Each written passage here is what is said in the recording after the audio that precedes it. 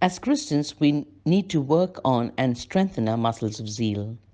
A lack of zeal is a sure sign of underlying sin of which we as Christians need to repent.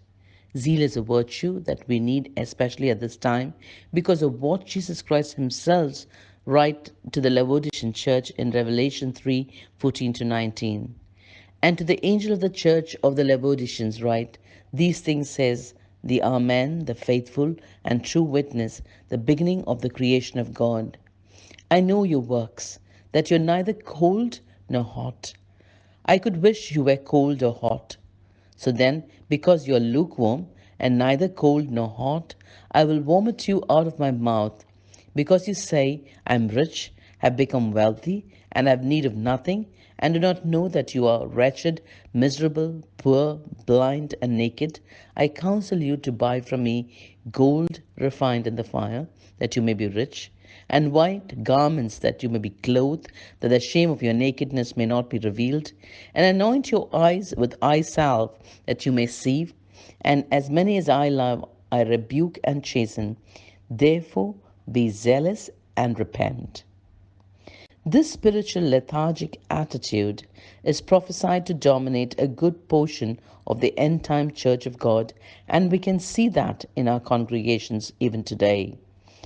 There are members who display this lukewarm attitude, being lukewarm, tepid, indifferent, unexcited, even apathetic is opposed to everything that zeal represents.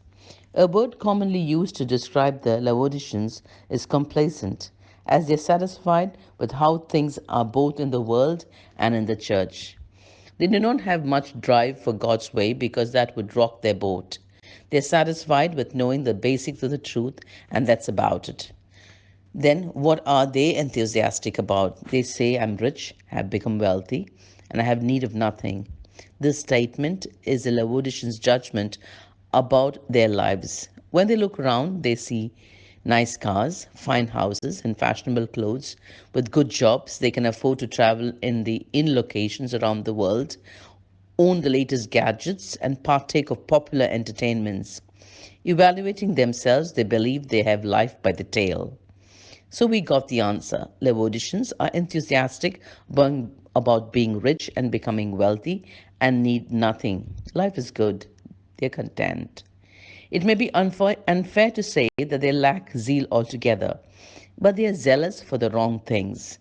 Apparently, they have the focus and drive to acquire enough wealth to feel that they need nothing, which requires a certain amount of ambition and aggression, but God considers their enthusiasm to be directed as ill considered goals.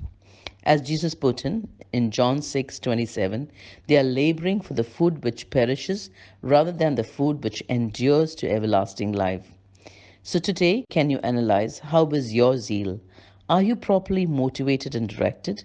Is your primary zeal for God, His way of life, and His kingdom? If not, then you are to redirect yourselves. If yes, be blessed.